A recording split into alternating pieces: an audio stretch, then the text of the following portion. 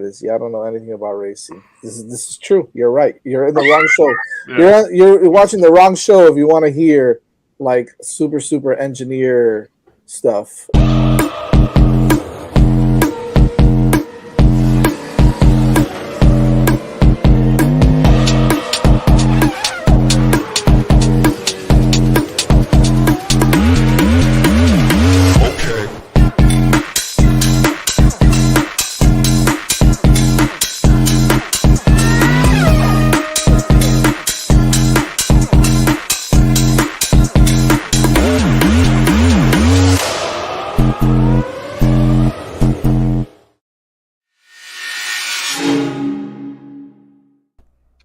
Hello, everyone. Welcome back to Hitting the Apex Fish, joined by Evan. How's it going, Evan? Good. Enjoyed a really good weekend of with the Formula One race going on. So everything's going good so far.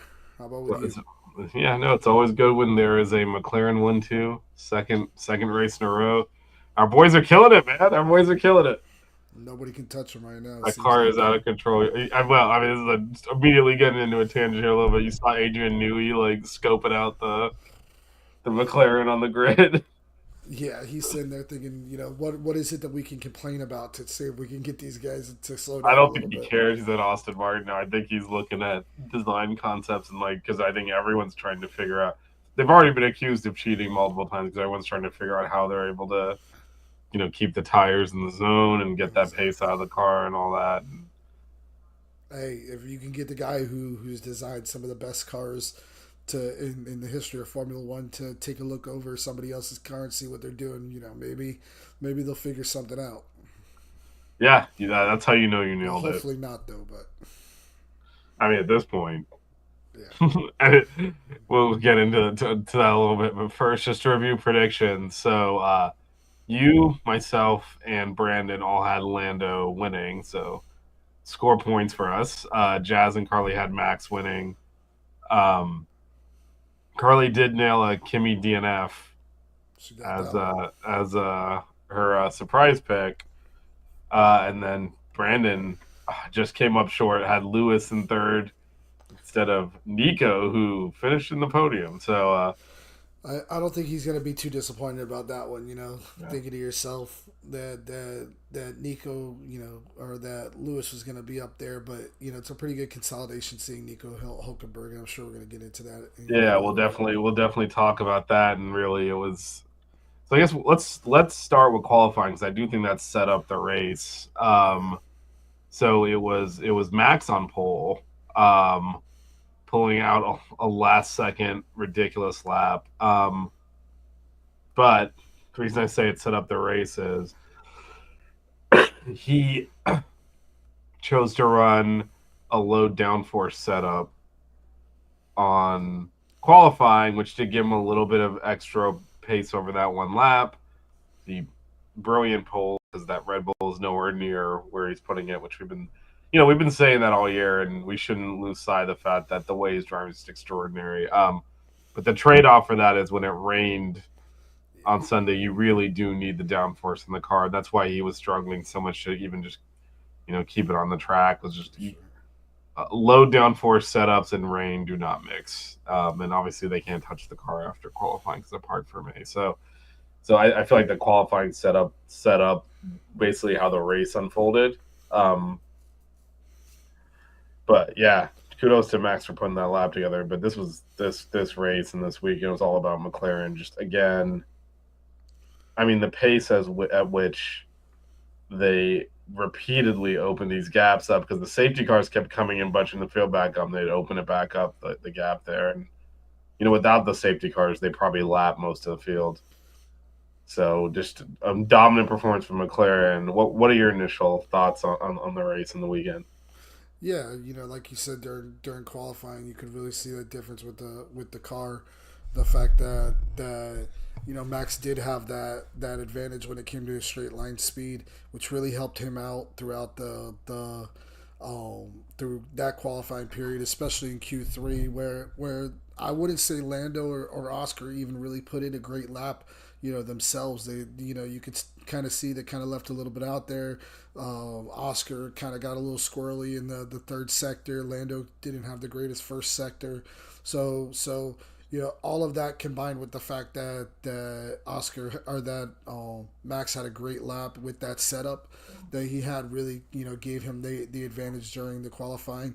I mean, you saw how fast the McLarens were during practice. Lando, I think, was number one in P2, if I'm not mistaken, and everybody pretty much could see that McLaren was going to be tough to beat, but then with that qualifying, it really stirred everything up a little bit, made it a little bit more interesting going into the race, and then going into the race, he just didn't have anything, especially when that rain started to come down, when everybody started to make that decision to switch over to the slicks. The car just couldn't put the power to the ground. I mean, when do we ever see Max Verstappen pull a move like what happened when they were coming up to the restart and off of that safety car and spun the car around? It's a situation that we never really see him do. He's so good at driving these cars, and one of the best that's ever been out there.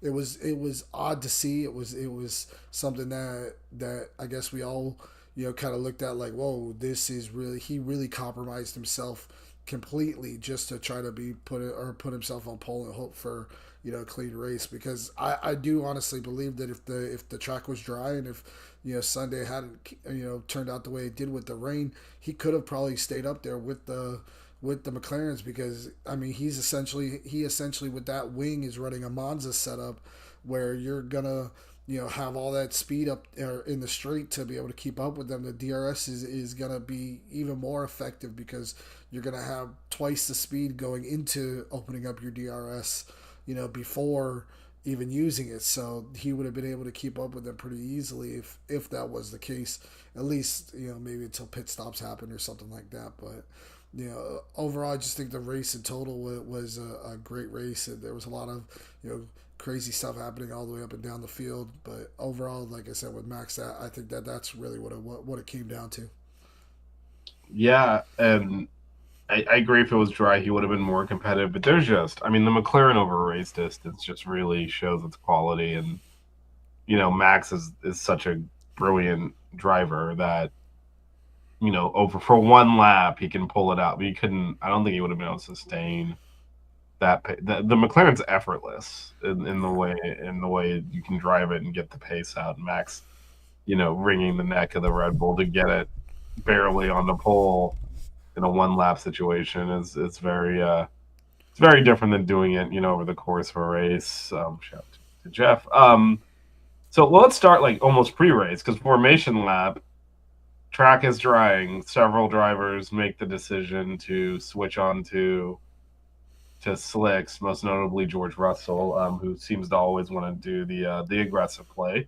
It's paid off for him sometimes. This time, Not complete so much. backfire. Well, I think it was interesting because they're obviously, showing the cars going on the track, and the first two sectors were fairly dry or drying. And if you listen back to the radio, that's when Russell and a few other drivers, it wasn't just him, he's just the one that, was competitive at the top that did it. They went through the first few dry sectors and kind of made the decision, oh, we can go on slicks, when the third sector was drenched. Yeah. And you could hear Oscar saying the third sector, it's too wet for slicks. And he's up at the front, obviously, with Max, and they're all seeing the same thing, and they're all patiently, got around more of the track and oh, too wet. Yeah, some teams already made that call, and George Russell, obviously one of them, went in there on slicks, and it was kind of a disaster for them. They kind of threw the race away before it even started. Yeah. Yeah, I mean, it definitely was a situation where these teams went out and made that call, and I think you see these guys, they want to be aggressive, they want a chance to be able to go up there and fight, with those McLarens, with Max and the Red Bull, and really the only way that they would be able to do that in this type of scenario is to roll that dice and put on those slicks. I just think that it was a situation of it was way too soon. It was way too aggressive, and they really paid the price for it. You're not going to see a lot of places like Silverstone where it basically started and stopped raining 4 or 5 different times throughout the entire race. Usually, if it's Yeah. raining at a track, it rains at the track. Unless you go to like someplace like Spa that's just so big that it could be raining on one half of the track and then the other half could look like a sunny day in Miami. Yeah. Those are really the outliers because most of these tracks are within a certain area that isn't so big. It's just they're windy and twisty and turny, and that's what makes them great tracks.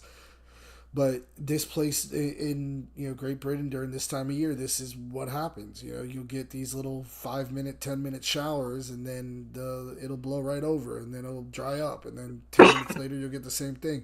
I mean, we're used to that down here in Miami. I remember as a kid running around and seeing the rain come in sheets behind me Yeah. as I'm riding my bike away from it. So it's like we all know what that's like. It's kind of similar weather over there during this time of year, and it really made for a exciting race.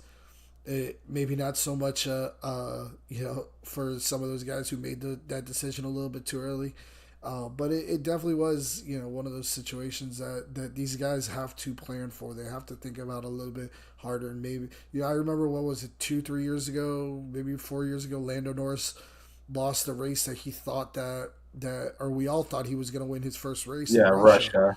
Yeah. That because he made that decision too early. It happens to somebody every single year where somebody will make a decision too early to go on those slicks instead of sticking it out on the intermediates or the wets, and things like this will happen. What I thought was interesting though is man, are the wet tires just that much worse? Well, I wanted to talk about this. So it's a good point. So there were, some accident caused and some one weather caused safety cars. And yeah, I mean, to your point, and I think this is where you're going with this, right? Like, what is the point of the wet tires if you're never going to use them? And I think the reason, at least in my opinion, the reason that we don't see them is because they do stuff like safety car when it gets that wet. Like, I'm sorry, in my opinion, if you're on Inter still, you can't safety car for weather. Like these teams need to use the wets. Like they don't want to use them, and they know the FIO bailed them out with red flagging sessions and putting the safety car out there. And there's a wetter tire than the ones that they're using. Yeah. So to me, going to a safety car, red flagging races and sessions because of the rain when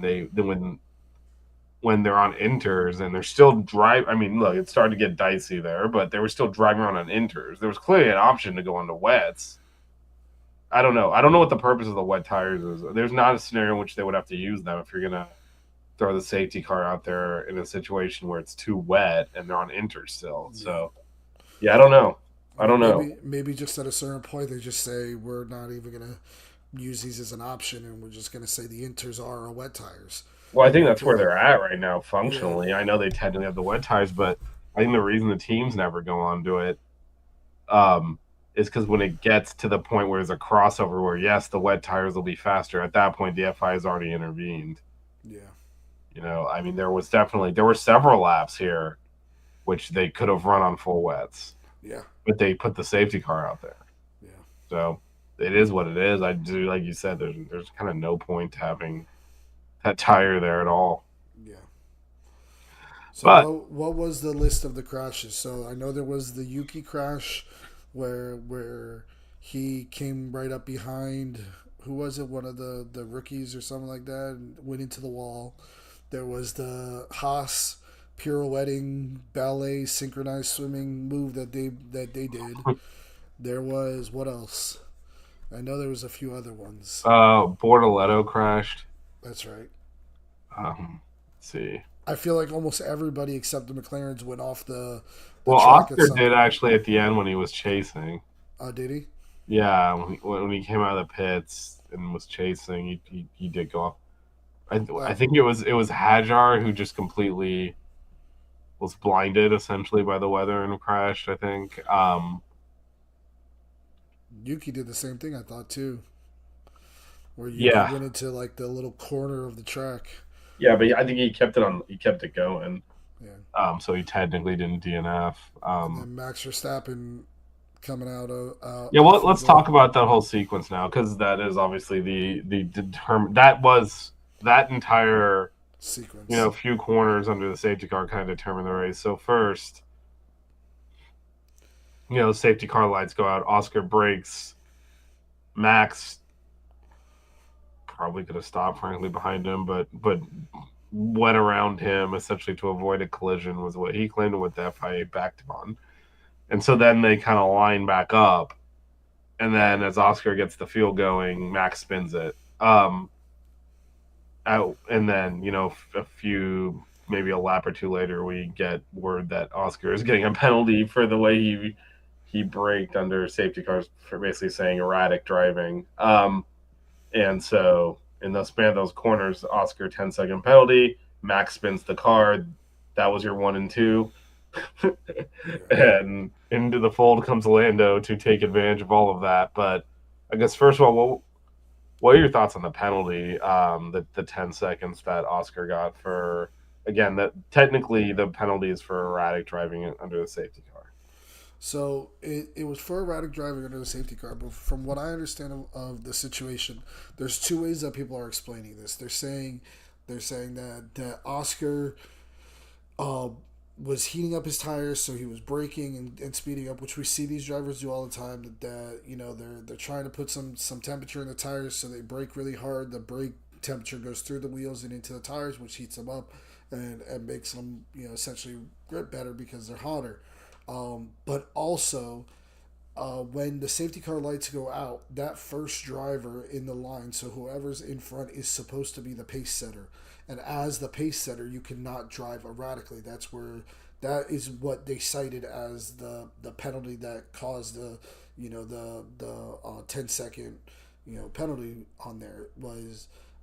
So it was more because of the fact that when he, just before he hit the brakes on the car and applied, what they say, 58% pressure or something like that. I forget the exact number, but it was somewhere in the 50s, which was a lot more than you really need to be putting on at that point going down a straight.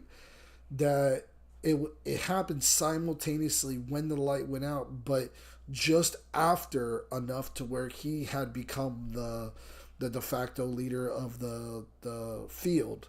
So because he became that leader of the field, he cannot do that maneuver anymore where you're braking and speeding up and braking and speeding up, because you're supposed to be setting a constant pace for for the field. And that's why they gave him the penalty. And explaining it, like when I heard that explanation of it, it made more sense to me why they would give him the penalty. Do I think 10 seconds is a little harsh? Yeah, I think they could have probably given him 5. I mean, they gave Max 10 for basically running George Russell into the side of his car. So Yeah, intentionally crashing into him. exactly. So it's like, do I think they could have given him a 5-second penalty? Yeah, probably. Do I think Lando probably still would have won with a 5-second penalty? Probably. Lando was keeping right up there with him the entire race, and I only think that Lando didn't push to get past him because he knew that he had that 10 Yeah, second buffer. and that's a good point because a lot of people are playing the what if game. Obviously, this was a hugely important part of the race, but you know, Lando ends up winning by, I believe, six and some plus seconds. Yeah. It's reasonable to think he would have challenged Oscar without the penalty, but to your point, he knows that he just needs to stay within 10 seconds. You're not going to risk, lunging up the inside at that point. The other things about it too that people got, or you got to remember in this situation was, I'm sorry, you look at those replays, Max can barely see him right up until he goes and passes him. Yeah, but he also didn't. I mean, so here's the thing, right? So he also never fully braked. Yeah. And the idea that he couldn't stop, he could have. He chose the avoidance route, and what exactly Oscar is doing, I'm not sure. But we've seen worse without a penalty. 10 seconds is a lot. I think any penalty is a lot, given that it was not impactful. I do think, because Max spun, I think that played into it as well. Yeah. Even though they were independent events. Like by the time Max that Oscar got going in full speed and Max was following him around the corner. You know, all the stuff with him brake checking they'd all slotted in anyway, so there wasn't really an impact to that. But I do think because Max spun, a few corners after Oscar, I think that played into it as well because it's a big penalty to give someone for something that ultimately he gained no advantage at all from. The other the other thing is, again, we've seen other drivers do the same thing, and when they George say Russell had a like penalty. yeah, just a couple of races ago. Now they do, again, like you referenced this. They do have data and they have telemetry and they can see how much everyone had to brake, and Oscar definitely was brake checked worse than George Russell did in Canada. But again, it's not an impactful thing that he did. And if you're going to ask them to be the safety car, they get to set the pace, Yeah. right? They don't have to go. That's the whole point. So he was within his rights to slow down. And I thought the penalty was kind of ridiculous. And this isn't, we talked about this in Canada too. I don't understand why Max continues to get away with being aggressive behind safety cars when you're not supposed to be. Yeah. And that was one of the reasons this happened. And the safety car, you're supposed to be processional and safe. And when they say the leader of the race becomes the de facto safety car, when do you ever see a car aggressively pull up to the safety car? Like, I'm going to weave around him, pull up a little bit next to him. Never. Max does that pretty regularly. And remember, they banned it after the 2021 season. And he's still doing it. So I think there's a lot of stuff going around here. And penalty seems really harsh. The person who benefited from it, of course, was Lando Norris, who takes the win because of that. What do you think about Oscar asking for team orders? Oh, I think he made an ass out of himself. I agree. I think that was embarrassing, actually. I agree. I mean, they were never going to do that, so it was also futile, but, like, dude, that's an embarrassing thing to ask for. Yeah, and really, I thought a lot of the things that he did after, the race and in that final stint when he asked for the team orders and stuff like that, I thought all of that was pretty embarrassing, really, because, I mean, firstly, what you did caused your penalty. Like I know there's a lot of situations where you can't control it, or you drive a little too aggressively, you're trying to make a move on somebody and you get a penalty for that, and it's like, okay, I went for a spot, or I tried to make a move on the inside, tried to make a lunge to get the lead, and I got a penalty because of that. I'm mad about it, but it's the price of business, right? So it's one of those things. But this is clearly, and the stewards thought this way, that he did something egregious enough to get the 10-second penalty. So I'm sorry. Why, as a team that has been out there saying this entire time, if you mess up, you should get, you should pay the consequences for messing up, that we should give you this place back when you clearly made, that mistake. Lando came out as soon as it happened in Canada. The first thing he said was, "I'm sorry, guys. I made a mistake. I'm sorry. I messed up." And I think Oscar comes out and goes, "Hey, can I get my spot back even though I messed up?" I mean, that part is ridiculous. Again, I don't think he should have been penalized at all. But to your point, look, it's a 24, 23, whatever race season at this point. You're gonna have those situations go against you, and this is kind of the first time we've seen Oscar get a little rattled. Yep. Normally Lando Norris runs hot and cold a lot more. Oscar is leading the championship by being steady. He wasn't steady. He kind of let it get to him. Like you said, asking to swap is insane. But also, as he was trying to like close the gap, he went wide. He ran off the track. Like it definitely affected him mentally, in his approach to the race, which was kind of surprising to see because, again, he's been so smooth and even keeled the whole season, but this time it 100% affected him, which is a new situation for him, and I think we kind of forget because the McLaren's so dominant. One of these two guys is going to become A first-time world champion. champion. Yeah, in their first championship. And I think they both know, best case scenario is the two of them continue to compete against each other. Worst case, talking about future years, worst case scenario is someone else develops a better next generation car because against the last year with this generation, and they kind of lose their opportunity to be drivers champion for a while. So I think that's adding to the pressure too, because both of these guys, trying to win that first championship, and they kind of know they have the car to do it, and the only thing that will prevent them from doing it is their teammates. So that's kind of a tough dynamic. But yeah, Oscar Lando a bit here. It felt, and Lando did not. Lando was smooth, never went off, kind of drove steady, and ultimately, as you can see on the screen, won the race. So yeah, I think Oscar kind of made an ass out of himself by asking to get the position back. When, by the way, at that point, I believe he was 4 or 5 seconds back. Like, you can still chase him down. Like, go take the spot. If you want that spot, go get it.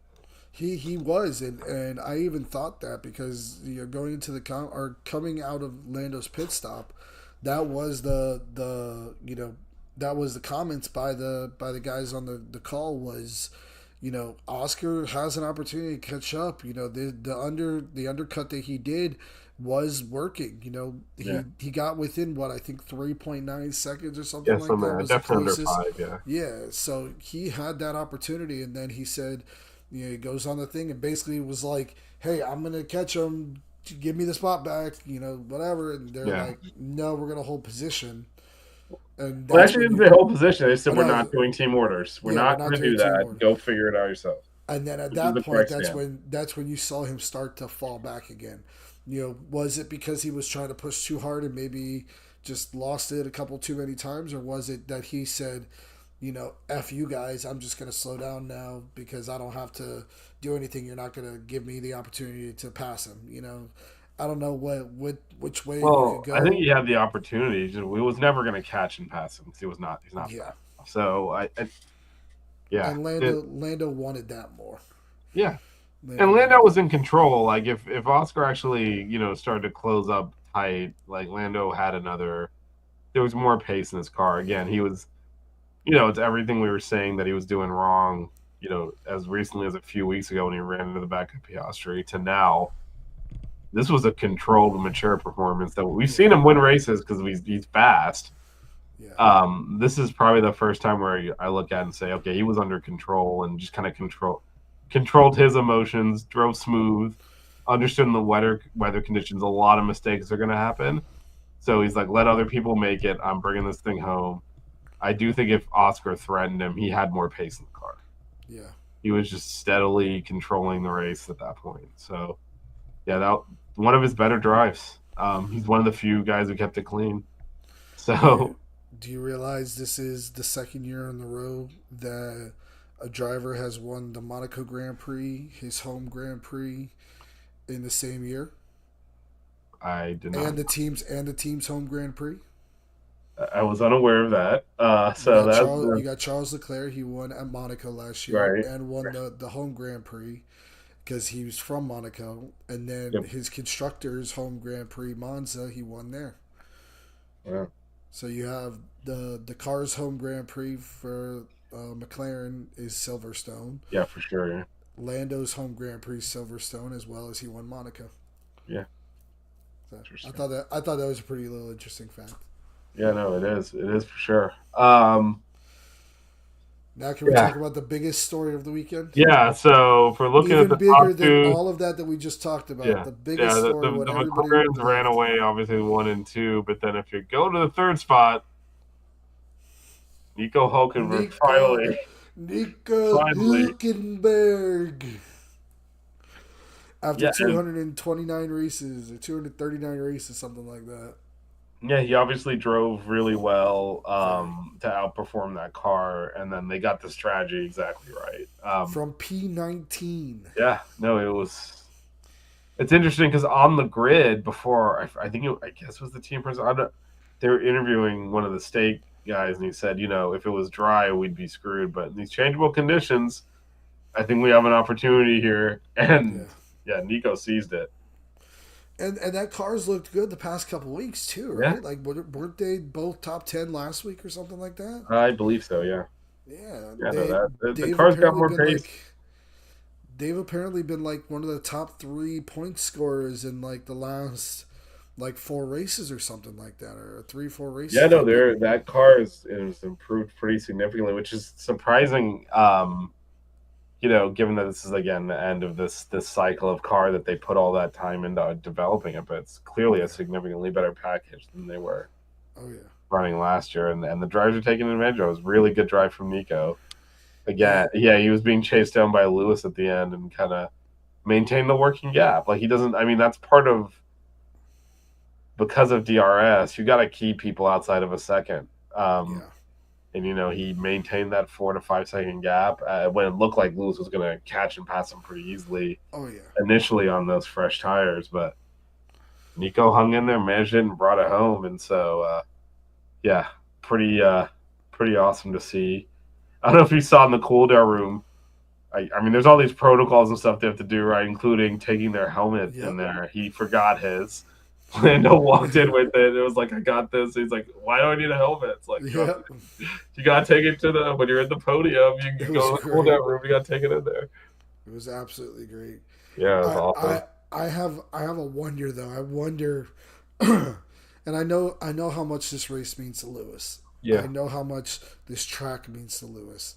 I think that if Lewis Hamilton, after he finishes his F1 career, goes to the board of Silverstone, the track, and says, "I want to buy this place," they will say, "We'll sell it to you for £1 in the Braun GP style." right. Because he's literally the face of British racing. So Hmm. excuse me. I wonder if he saw Nico in front of him and goes, "You know what? Take it."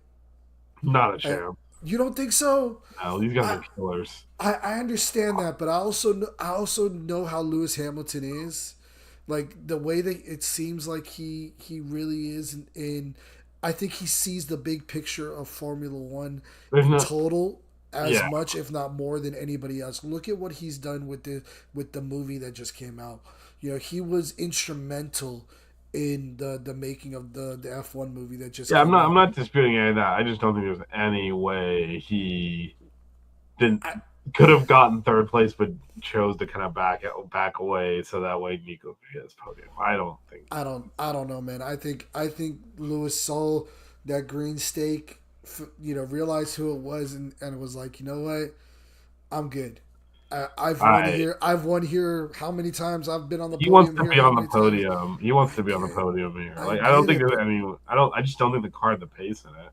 and I kind of agree with that. I mean, you know, we don't even see Charles Leclerc on this graphic right Yeah, I now, so it's know. Until we like go, that's only up to 12. I'm going to scroll to get to our guy Leclerc here at exactly. 14.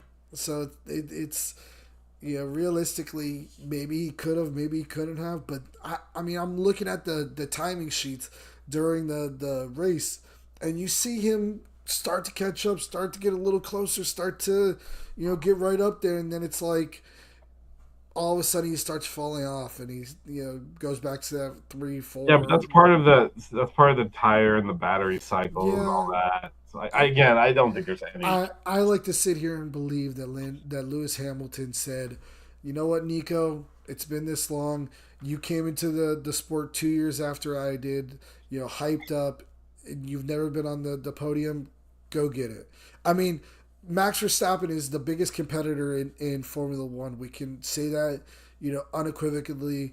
You know, the, he did the second most, I guess, human thing I've ever seen him do. The first was the whole Kimi Antonelli situation when he Yeah, wrecked him and he put his arm around him and kind of said, it's okay, whatever.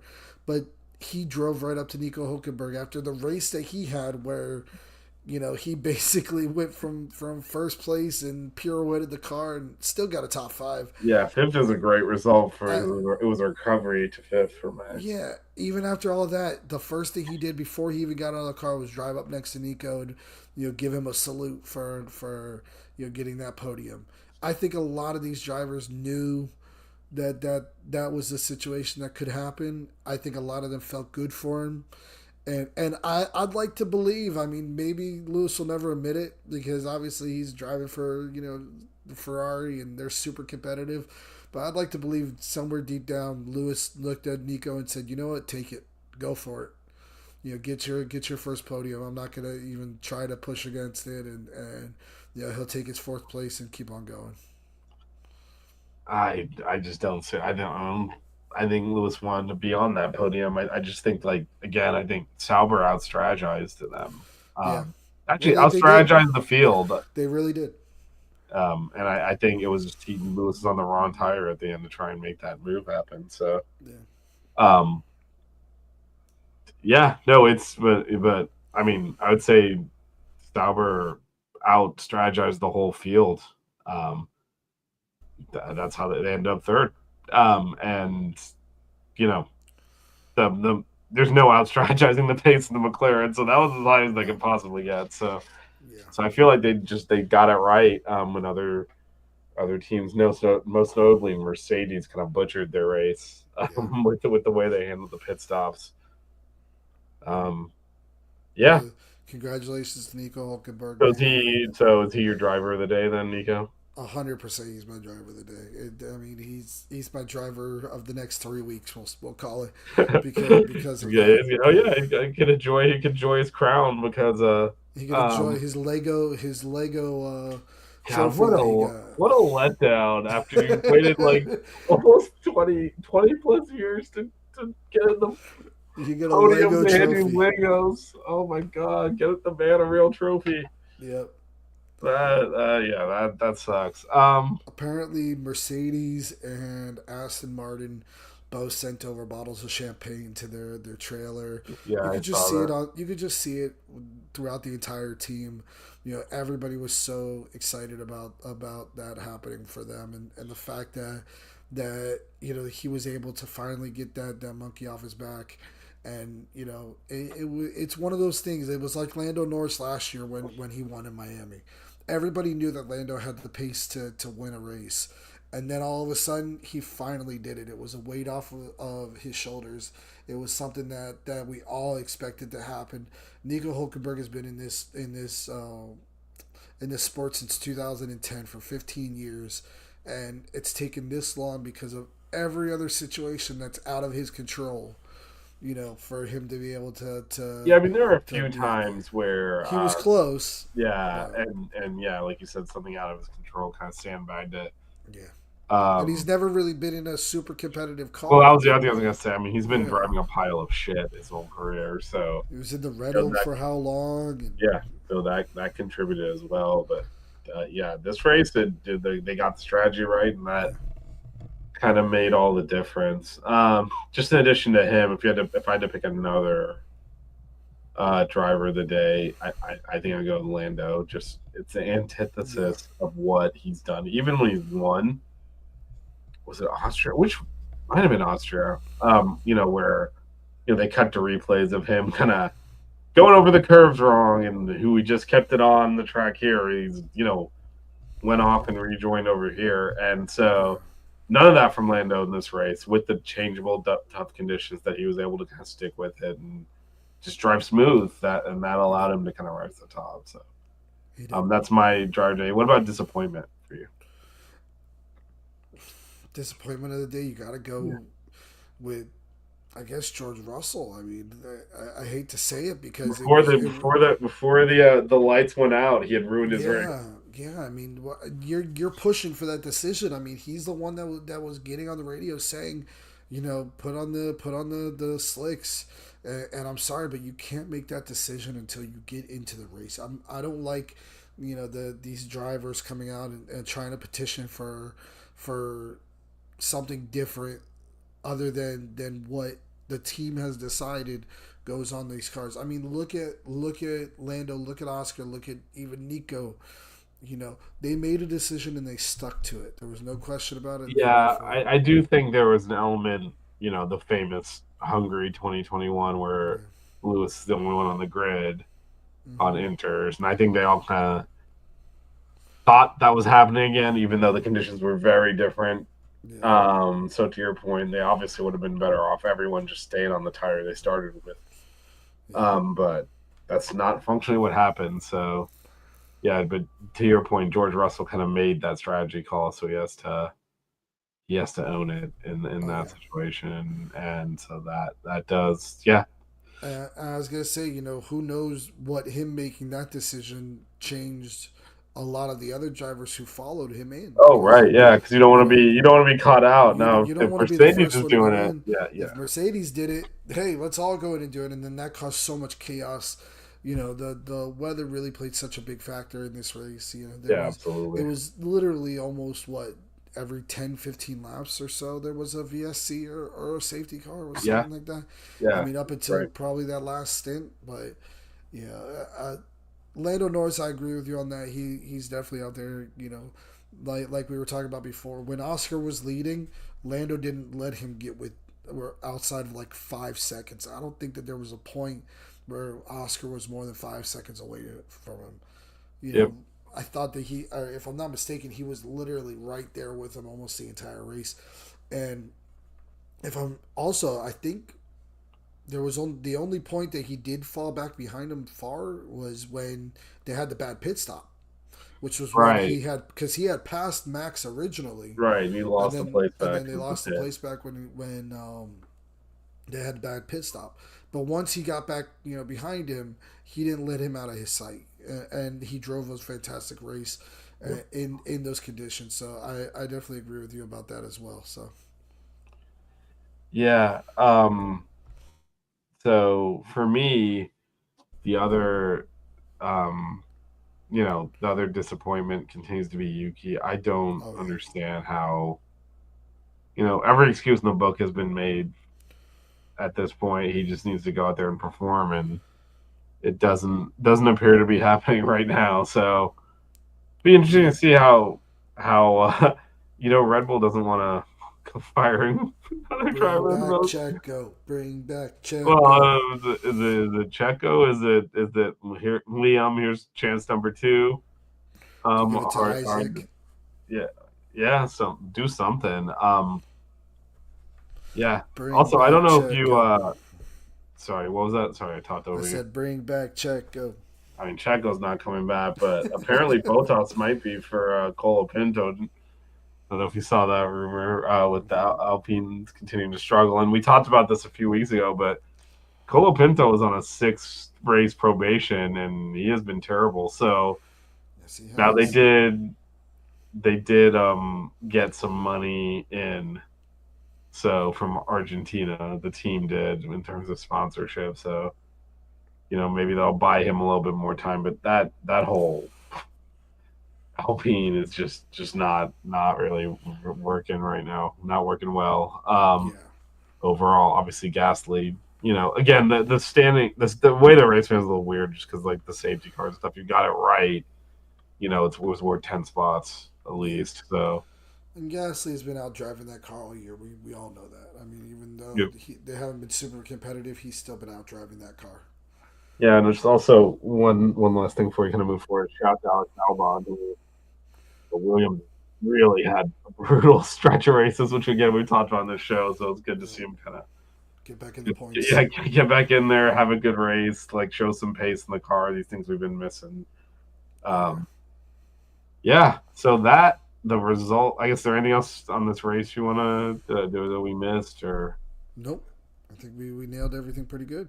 Yep. Well, that leads us to this. So it is well and truly on now. Oh yeah. The driver standings. Oscar still leads with 234 points, just behind him. Lando 226. That means if Lando wins in Spa, he will at worst be tied. Then you have Max in third, 165. Drop off to George Russell, 147. Leclerc fifth, 119, and Lewis sixth. 103, and then after that you get down another huge drop off. So the race is truly tightened up, and who would have thought after Canada, it felt decisive when Lando ran into the back of Oscar, and instead he's only done it, and that's what he's done since those win every race since then. So Yeah, he's stepped it up, and he there's really now did. a championship race for sure with only an eight point differential there. Yeah, and we're getting into this. The next couple races isn't for a few weeks. We were talking about this before the show Yeah, started, but it kind of gives them a little mini break before Spa, and then Spa's been a track that Lando again has been pretty decent at. yeah, and it's very hilly. Yep.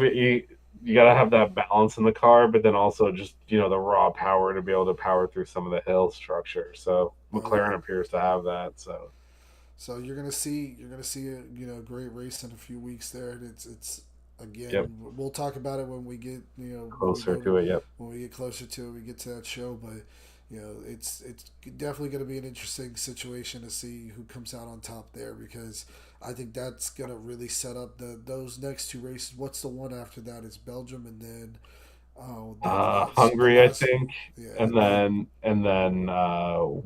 summer break. yeah. So those next two races, it's really going to be crucial for Oscar, if he wants to kind of make a comeback towards this, if he wants to grab some momentum, see how he does the next couple of races, or Lando, if he can kind of start to take control back on this championship, with going out there and showing himself really well, and having good performances in those two tracks, which we know that he's good at. I mean, we obviously saw Hungary last year, the whole situation that was the whole team order situation with him, Yep. but he was extremely fast there last year, and he's always ran pretty well at Spa. So I guess we'll see how that works out. But this this constructors championship, I mean, it's starting to get a little ridiculous. Well, it's getting ridiculous from the McLaren standpoint, but you Everything know, else is pretty tight. Ferrari Mercedes battle for second is going to go down to the end of the season. It's Yeah. very very interesting. The way they kind of trade off which car is better depending on the weekend. So yeah, Oh yeah. that'll we'll see where that ends up more towards the end of the year. But that's definitely interesting to see. And as you said, at the very top, it's over. Yeah. At the very top, McLaren is it's McLaren definitely is going over. to win the constructor, so that's over. It's a question of drivers now. Oh yeah. So, Which is insane considering 2 years, 3 years ago, where that car was. They've always been kind of competitive, but that upgrade that they had last year, man, was such a big step forward for that team as a whole.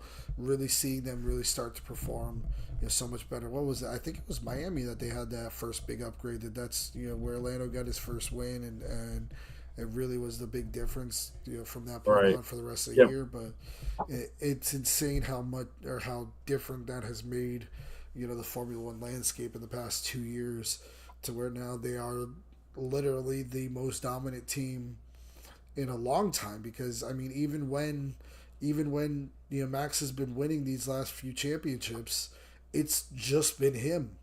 Right. So Not the here.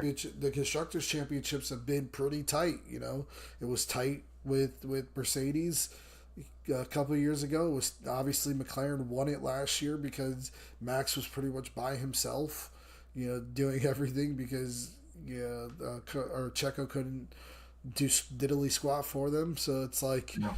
you know, it's we haven't seen a full team domination like this in the constructors championship since probably the Hamilton Bottas days, right? Yeah, back I mean, then, yeah, yeah, they were pretty much when they were both pretty or dominating up there, because I mean, right, George Russell came in, and that's when Max started winning. Was when George Russell was his teammate, because he didn't, or in the previous generation was right, because that's what it was.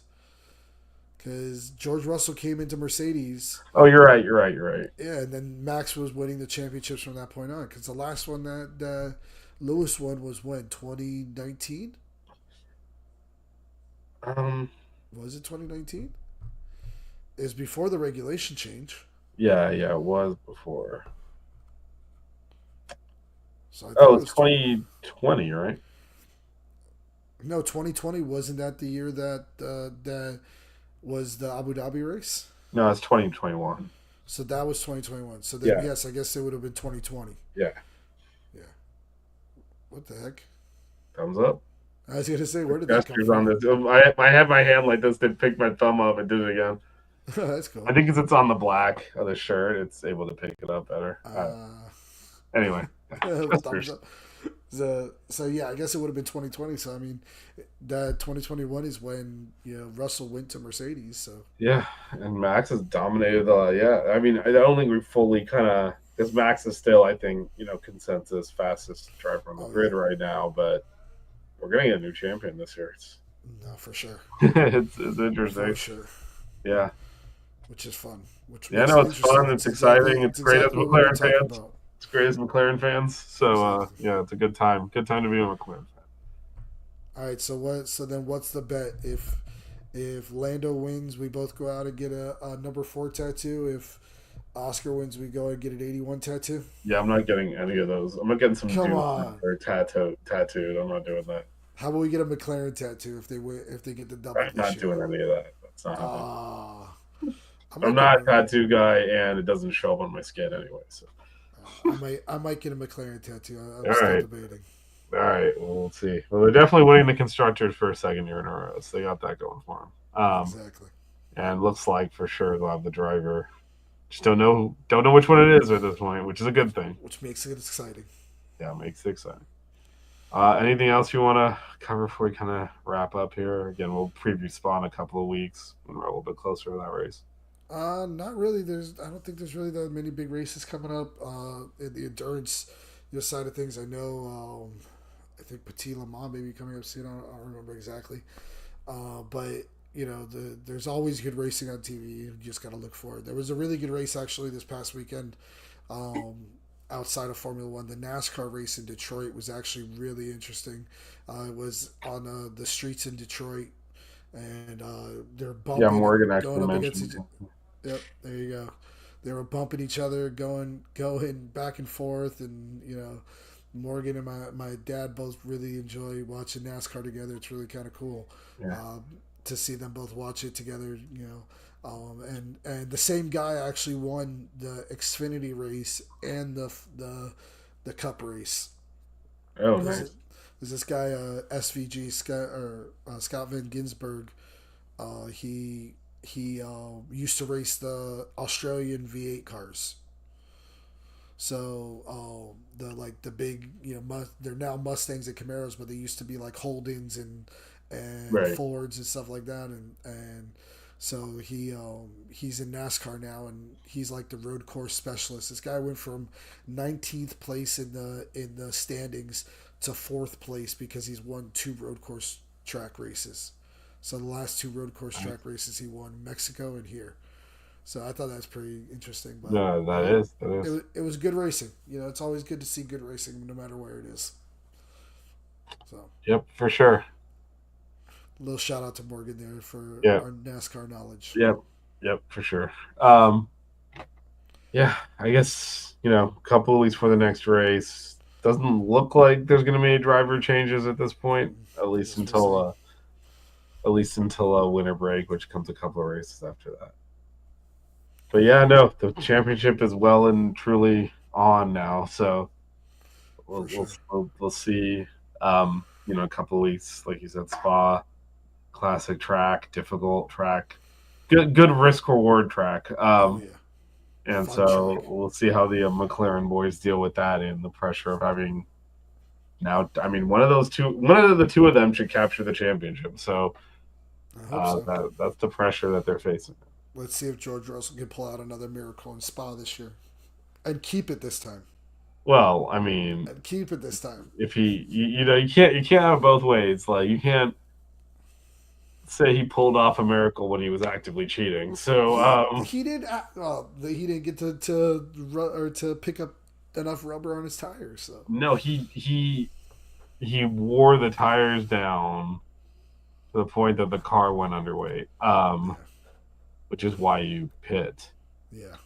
So, yeah.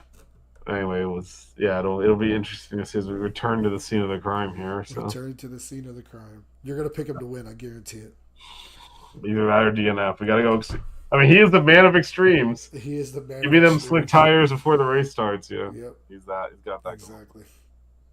All right, but yeah, as I said, we'll be back in a couple of weeks. Thanks everyone again, as always, for tuning in. And yeah, we're at the halfway point of the season with 8 points separating the top 2 drivers. So good time to be following. Evan, thanks for joining me as always.